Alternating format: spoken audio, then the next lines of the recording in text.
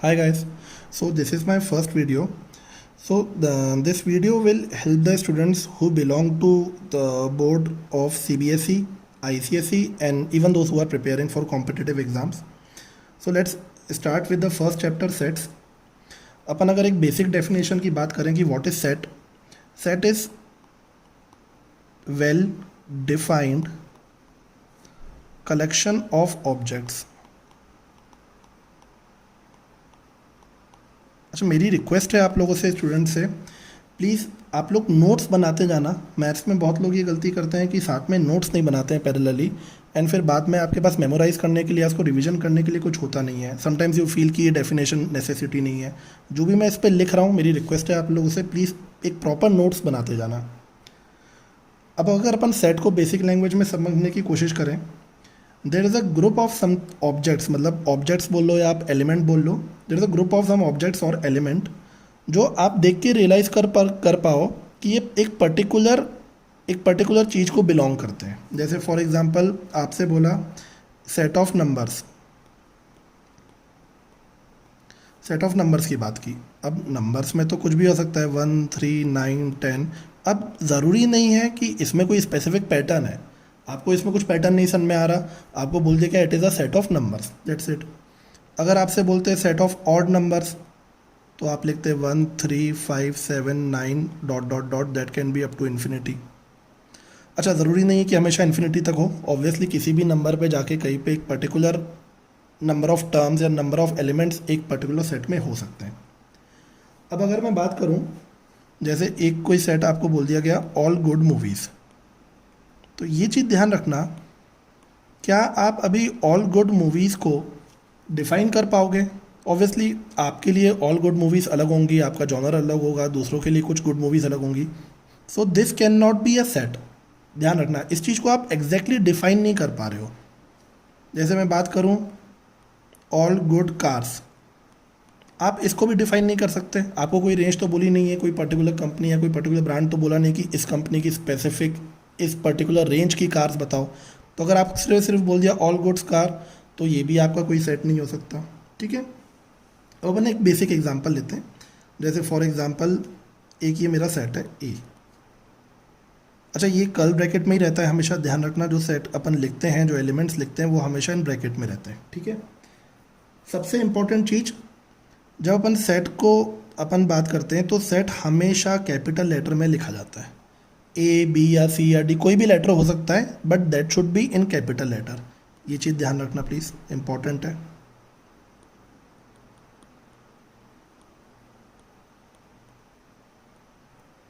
Capital letter में अपन set को डिनोट करते हैं. ठीक है.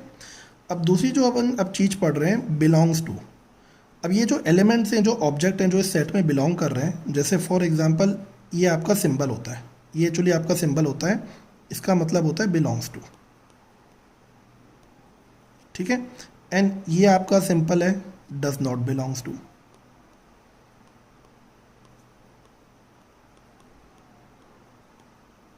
ठीक है. अब अपन अगर सीधा सीधा एग्जांपल लें, मैं बात करूं कि इस सेट में 1 नहीं है, तो I will write 1 does not belongs to A. ठीक है. इसको थोड़ा सा नीट लिख देते हैं,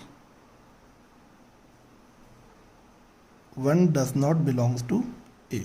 ठीक है. अब इसमें जैसे एलिमेंट है, 0 है, 2 है, कोई भी है, तो अब मैं उसको बोल सकता हूँ 0 बिलोंग्स टू ए. ठीक है. तो ये बिलोंग्स टू और डज नॉट बिलोंग्स टू का सिंपल है. यहाँ तक आप लोग नोट कर लो, फिर अपन आगे इसको कंटिन्यू करते हैं. ठीक है. अब अपन बात करते हैं रिप्रेजेंटिंग सेट के लिए, कि अपन सेट को रिप्रेजेंट कैसे करते हैं. बेसिकली 3 तरीके होते हैं सेट को रिप्रेजेंट करने के.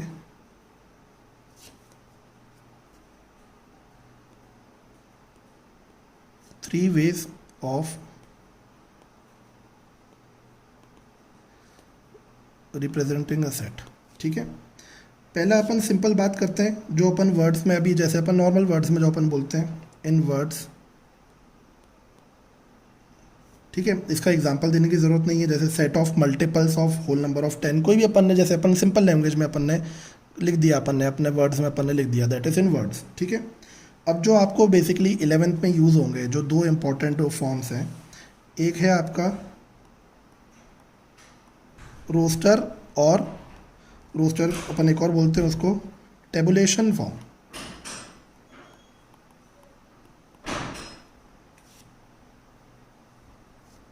रोस्टर और टेबुलेशन फॉर्म, ठीक है। और एक और जो अपनी इम्पोर्टेंट चीज़ है, जो अपना तीसरा मेथड है, दैट इज़, कई जगहों पे उसको रूल मेथड भी लिखा रहता है, लेकिन उसको अपन बोलते हैं सेट बिल्डर मेथड।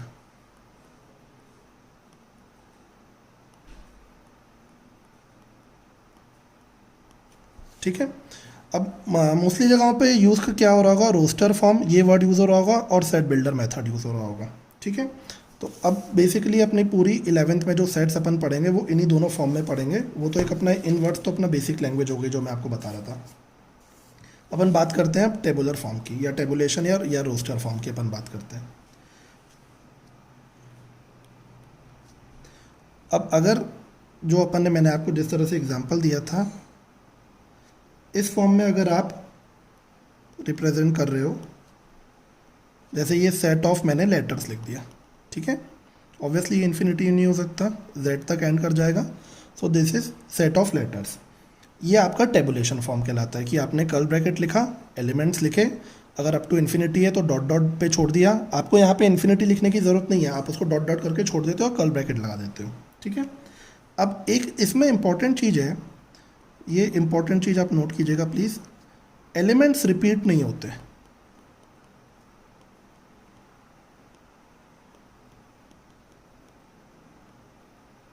ठीक है। अपन बात कर रहे थे रोस्टर फॉर्म की, ठीक है। अब मैंने आपको अभी तक बताया कि एक तो एलिमेंट्स रिपीट आपके नहीं होने चाहिए, ठीक है। अगर अपन बात करें कि एक वर्ड है बुक, ठीक है, आपने इसको सेट के फॉर्म में रिप्रेजेंट किया, आप बेसिकली इसे ऐसे लिख सकते हो, ठीक है। लेकिन यहाँ पे लेटर्स रिपीट हो रहे हैं तो आप इसको ऐसे नहीं लिखोगे। सब जैसे अपना एक अपन को सेट बोला गया है, एक वर्ड है अपने पास बुक, उसको अपन ने सेट के फॉर्म में लिखा, BOOK लिख दिया, लेकिन इसमें ये जो दोनों लेटर्स हैं ये रिपीट हो रहे हैं, तो अपन इसको इस फॉर्म में नहीं लिखेंगे। बेसिकली अपन इसको लिखेंगे क्या, A = BOK, ठीक है। अच्छा एक चीज़ सॉरी मैं आप लोग को बताना भूल गया, इसमें ये जो सीक्वेंस है ये मैटर नहीं करता। अगर मैं इसे KOB लिखता हूँ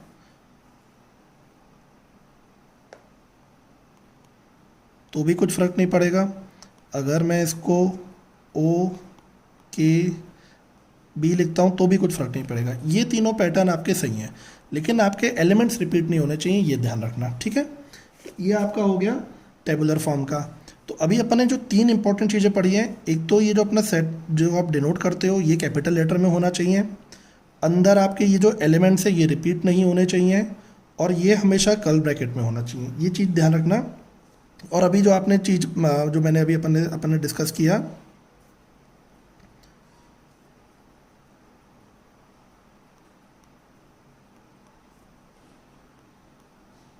ऑर्डर डजंट मैटर, ये सब चीज़ें नोट कर लेना, ठीक है। जो भी ऑर्डर है वो उससे कोई मतलब नहीं है आपको कि ऑर्डर किस फॉर्मेट में है, ठीक है।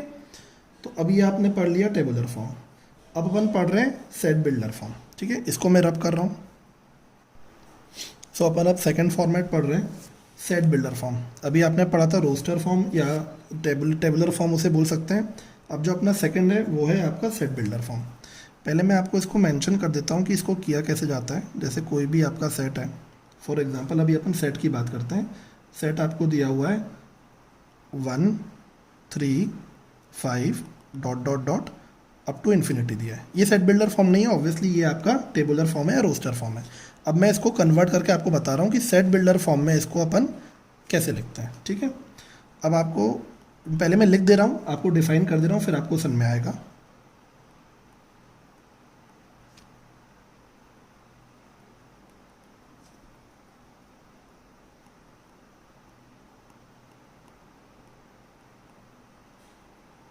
ठीक है। अब देखिए इसको मैंने सेट बिल्डर फॉर्म में कन्वर्ट किया। इसका मतलब x तो मेरे एलिमेंट्स हैं, व्हाट x डिनोट्स कि जो मेरे नंबर ऑफ एलिमेंट्स हैं। ये जो सिंबल है, ये जो सेमी कॉलम बनाया है, इसका मतलब होता है, सॉरी इसका मतलब होता है एक्स इज सच दैट,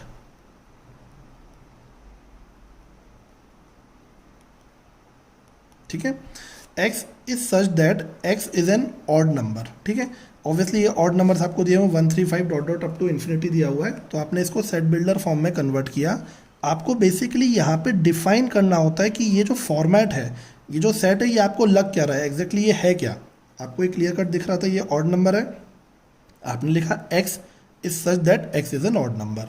अच्छा, इस सिंबल की जगह पे हो सकता है कई बुक्स पे ये वाला सिंबल की जगह पे एक और ये ऐसा बना हुआ हो, डॉट बना हुआ हो। जैसे मैं दोबारा आपको लिख के बता देता हूँ, एक्स आपको ये एक एरो बना के दे दिया, सॉरी एरो अपन नहीं बोलेंगे, एक सिंपल लाइन बना के दे दी, x is an odd number, वही चीज़ इन्होंने दोबारा लिख दी। मतलब ये दोनों चीज़ें सेम सिंबल के लिए हैं, तो उसके लिए आप कंफ्यूज मत होना प्लीज़।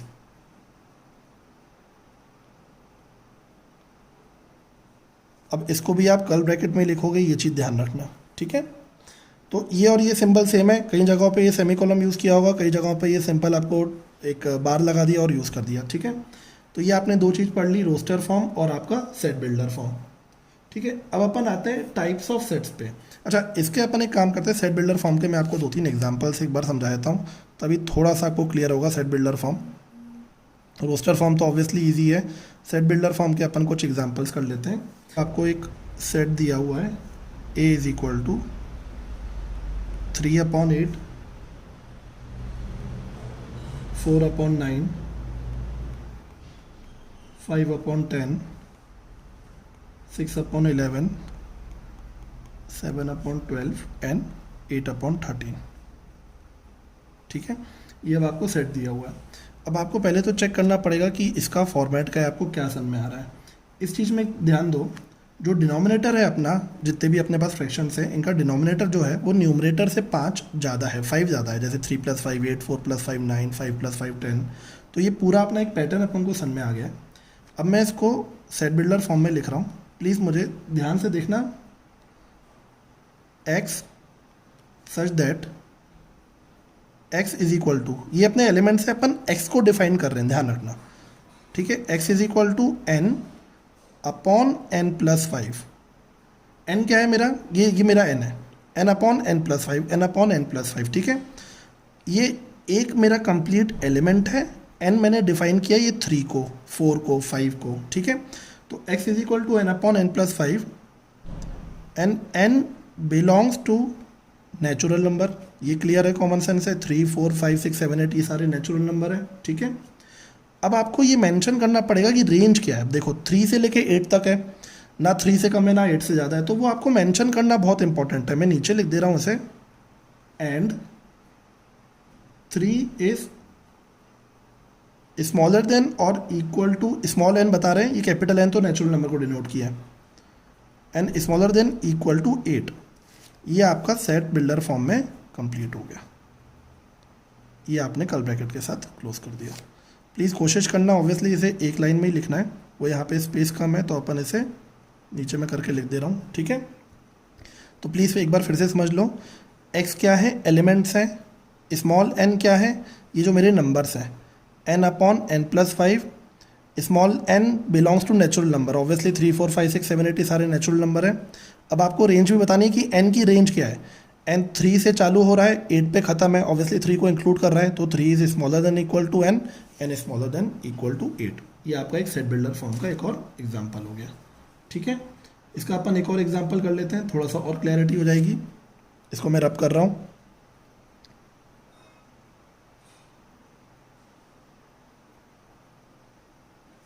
फॉर एग्जाम्पल आपको एक और सेट दिया हुआ है,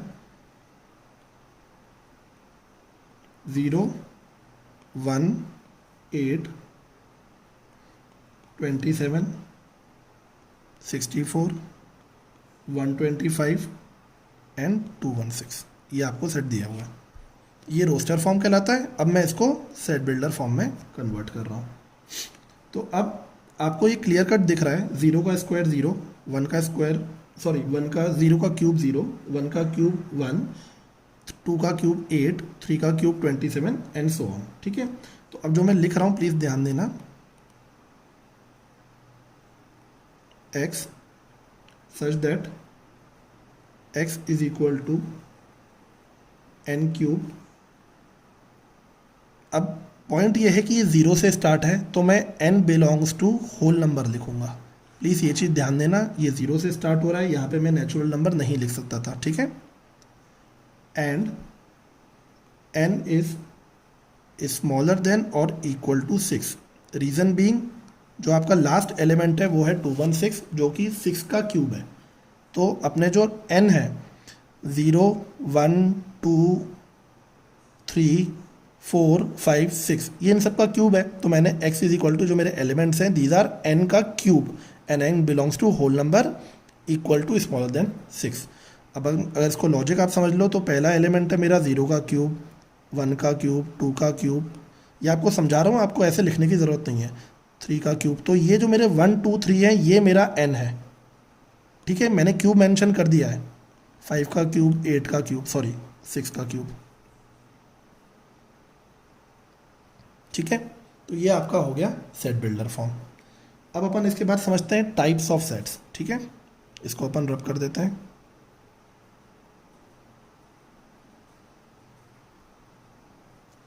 अब अपन करेंगे, ये मैं इसको भी अभी मिटा दे रहा हूँ, रब कर रहे हैं अपन अब स्टार्ट करेंगे टाइप्स ऑफ सेट।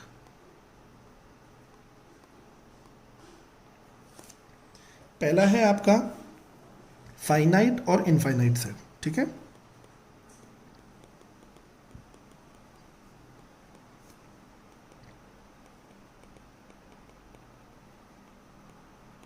फाइनाइट और इनफाइनाइट सेट। अब ये एकदम आपको वर्ड से ही आई थिंक क्लियर है। ये क्या है आपका definite number of different elements, मतलब आपको ऑब्वियसली जब आप काउंट कर पाओ, ठीक है। अब ऐसा नहीं है कि मैंने आपको सेट बोला था कि आप सेट का इवन नंबर्स का आप ये 2 4 6 8, अगर फॉर एग्जांपल मैंने 100 तक ख़त्म कर दिया या इवन मैंने फॉर एग्जांपल 1000 तक भी ख़त्म किया, बट आप इसको काउंट कर सकते हो, मतलब ऑब्वियसली थोड़ा सा लंबा है बट आप इसको काउंट कर सकते हो, तो ये अपना फाइनाइट में आ जाएगा। अगर मैं इसी सेट को लिखता 2 4 6 8 dot dot dot up to infinity, ये क्लोज कर दिया, ये मेरा इनफाइनाइट सेट हो गया, ठीक है। तो ये फाइनाइट और इनफाइनाइट सेट में आपको डिफरेंस समझ में आ गया। ऑब्वियसली इसमें आपके अनलिमिटेड एलिमेंट्स है आप जो काउंट नहीं कर सकते, इसमें आपके लिमिटेड एलिमेंट्स है जो काउंटेबल है, ठीक है।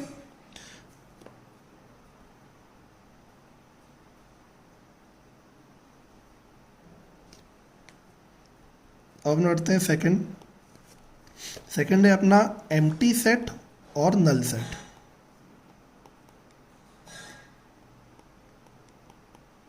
जो आपने फाइनाइट एंड इनफाइनाइट पढ़ा दोनों अलग अलग चीज़ें हैं, बट इसमें एम्प्टी सेट और नल सेट ये दोनों एक ही चीज़ हैं, दोनों नाम हैं, ठीक है। एम्प्टी सेट और नल सेट का मतलब नो मेंबर्स, मतलब कोई मेंबर ही नहीं है। आपको कोई भी बोल दिया एक सेट ए है, कोई भी एक सेट है, आपको नहीं डिफाइन किया गया, तो आप इसको किस तरह से डिनोट कर सकते हो, या फिर आपने कर्ल ब्रैकेट बना दिए दो, आपने कर्ल ब्रैकेट बना दिए, इसके अंदर कोई भी एलिमेंट नहीं है, ये आपका एक एम्प्टी सेट हो गया।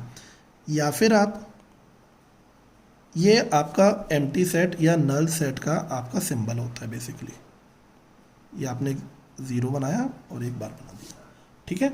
ये एम्प्टी सेट या नल सेट का आपका सिंबल होता है। अब एक चीज़ ध्यान रखना, आप जो नहीं कर सकते हो, ये बहुत कंफ्यूज होता है, कई लोग लिख देते हैं, प्लीज़ इस पर ध्यान देना।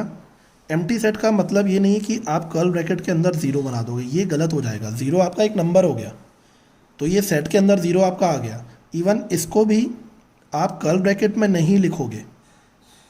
एम्प्टी सेट या नल सेट लिखने के दो ही पैटर्न है, ए इज इक्वल टू आपने कर्ल ब्रैकेट बनाया, कर्ल ब्रैकेट के अंदर कुछ भी नहीं लिखा, या फिर ए इज इक्वल टू सिंबल आपने उसका सिंबल बना दिया। आप इस तरह से नहीं लिखोगे, कर्ल ब्रैकेट के अंदर ज़ीरो मतलब ये आपका एलिमेंट हो गया। अगर आपने कर्ल ब्रैकेट के अंदर ये सिंबल बना दिया है तो अब ये मैं एक चीज़ समझा रहा हूँ, ध्यान देना। कर्ल ब्रैकेट के अंदर सिंबल बनाया है आपने ये, अब ये जो सिंबल है प्रेजेंटली ये आपका एक एलिमेंट हो गया। बात समझना इस चीज़ को, आपने कर्ल ब्रैकेट के अंदर अगर सिंबल बना दिया, so this is not a null set. अगर आप इसे बिना कर्ल ब्रैकेट के लिखोगे तो ये डिनोट करेगा नल सेट, एम्प्टी सेट। अगर आपने इसे कर्ल ब्रैकेट के अंदर बना दिया तो ये आपका एक एलिमेंट हो गया, ये आपका एक प्रॉपर सेट हो गया, उसके अंदर का एलिमेंट हो गया। तो ध्यान रखना, एम्प्टी सेट या नल सेट सिर्फ इस तरह से डिनोट किया जा सकता है और किसी तरह से नहीं, ठीक है। अपना थर्ड है सिंगलेटन सेट, उसे अपन बोलते हैं, बहुत सिंपल है, उसमें कुछ लॉजिकल नहीं है ज़्यादा ऐसा। एक एलिमेंट हो किसी भी सेट में, जैसे कोई भी अपन ने बोल दिया एक एलिमेंट है, बस ये हो गया आपका सिंगलेटन सेट। ठीक है, ये अपने अभी अपन ने 3 टाइप के सेट कर लिए, इनफाइनाइट और फाइनाइट, दूसरा था एम्प्टी सेट, नल सेट, और तीसरा था अपना सिंगलेटन सेट। ठीक है,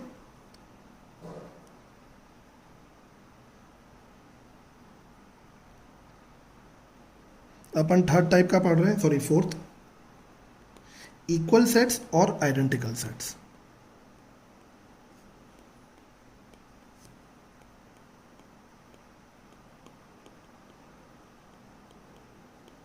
ठीक है, इक्वल सेट्स और आइडेंटिकल सेट मतलब दो अपने सेट हैं, बेसिकली वो दोनों इक्वल हैं। ठीक है, अब फॉर एग्जांपल एक ए सेट है,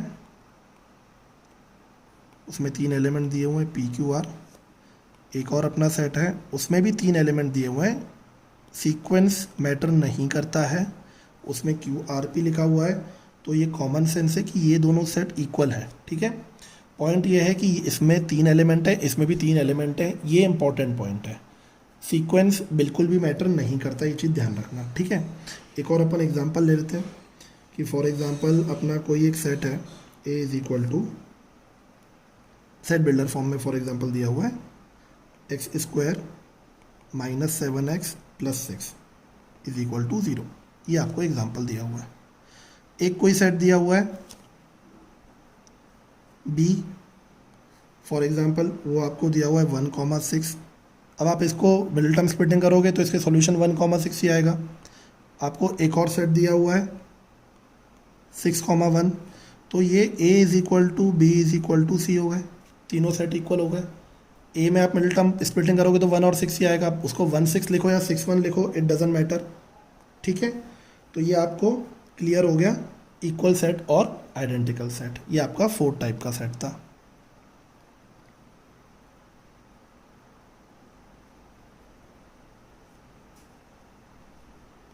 अब फिफ्थ का एक ये इम्पॉर्टेंट है, ये बहुत इंपॉर्टेंट है, प्लीज़ ध्यान रखना, मतलब ये सारे क्वेश्चंस में यूज़ होगी ये चीज़। कार्डिनल नंबर अपन इसको बोलते हैं, इसको अपन डिनोट करते हैं n ब्रैकेट में, ये अपना सेट है। बेसिकली अपन एक सिंपल डेफिनेशन इसकी समझें तो number of elements in a set.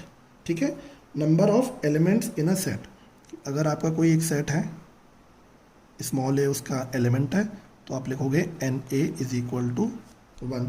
ठीक है, अगर आपका कोई सेट है उसमें 1 2 3 है, तो आप लिखोगे नंबर ऑफ एलिमेंट्स आर 3। ठीक है, ध्यान रखना एक चीज़ कि ये बेसिकली इसमें इनफाइनाइट नॉट डिफाइंड होता है। ठीक है, ये कब यूज़ होगा आपका ये कब की यूज़ होगा, जब आपका ये फाइनाइट सेट की जब बात हो रही होगी। ठीक है, अगर एम्प्टी सेट की कोई बात हो रही है, अगर एम्प्टी सेट की बात हो रही है तो आप कैसे लिखते हो, N phi is equal to 0। कोई एम्प्टी सेट है, आपको ऐसा दे दिया, ये आपको दे दिया, आपको बोला ये मेंशन करो, तो number of this symbol is equal to 0। Clear है? ठीक है, या अगर आपको ये कर्ली ब्रैकेट भी नहीं दिया इसमें,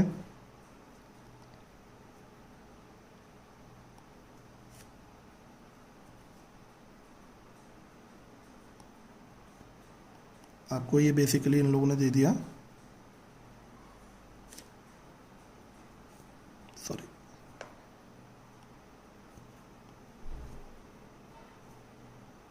ए is equal to finite, sorry null set. ठीक है, तो अब आप इसको डिफाइन करोगे एन ब्रैकेट में null set is equal to 0। ये आपका एम्प्टी सेट के लिए हो गया कि एम्प्टी सेट दिया हो तो आप ऐसे डिनोट करोगे। कोई अगर आपको सेट दिया हुआ जिसमें 3 एलिमेंट है तो n is equal to 3 and n is equal to 1। ये आपका हो गया कार्डिनल नंबर। ठीक है, अब बात आ रही है इक्विवेलेंट सेट की।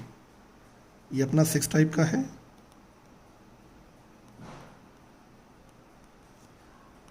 इक्विवेलेंट सेट्स, जो अभी आपने एक सेट पढ़ा था इक्वल सेट्स और आइडेंटिकल सेट्स।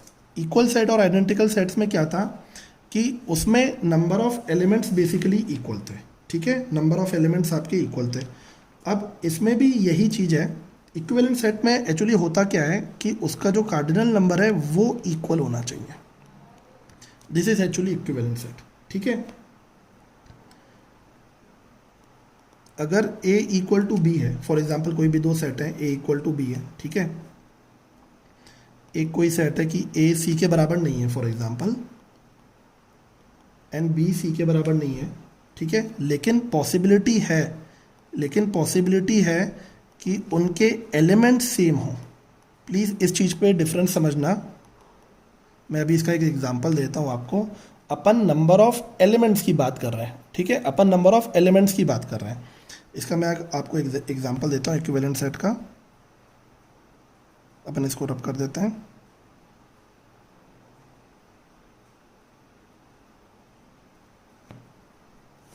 फॉर एग्जाम्पल कोई सेट है A 1 2 3, ठीक है, एक अपना सेट है B दैट इज 3 1 2, सॉरी ये वाला ब्रैकेट मत लगाना कभी भी, कल ब्रैकेट लगता है गलत हो जाएगा। एक और अपना सेट है C P Q R। अब एक चीज़ ध्यान देना, सेट A और B बराबर है, ठीक है, लेकिन B C के बराबर नहीं है, कॉमन सेंस है, एंड A B C के बराबर नहीं है, एलिमेंट्स तो ऑब्वियसली अलग हैं, लेकिन number of elements in A is equal to number of elements in B is equal to number of elements in C, ठीक है, ये चीज़ सबको क्लियर है। ये होता है अपने इक्विवेलेंट सेट, ठीक है। अब इसके बाद अपने दो और एकदम बेसिक से सेट हैं, वो अपन कर लेते हैं।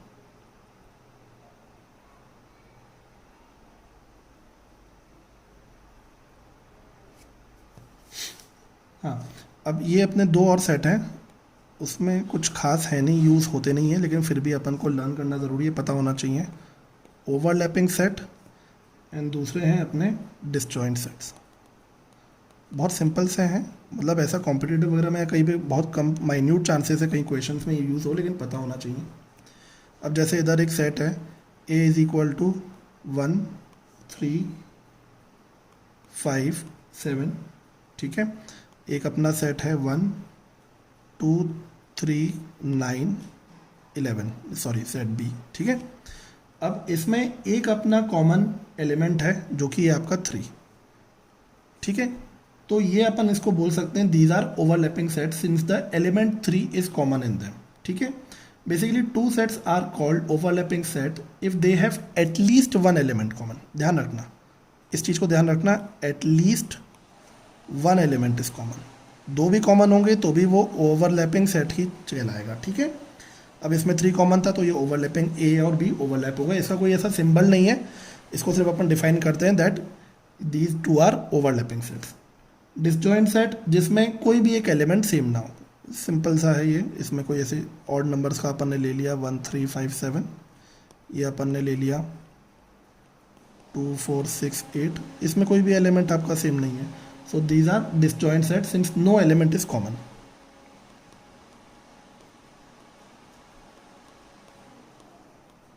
नो एलिमेंट इज कॉमन, ठीक है। सो अपन अभी ये वाला वीडियो अपन यहीं ख़त्म करते हैं।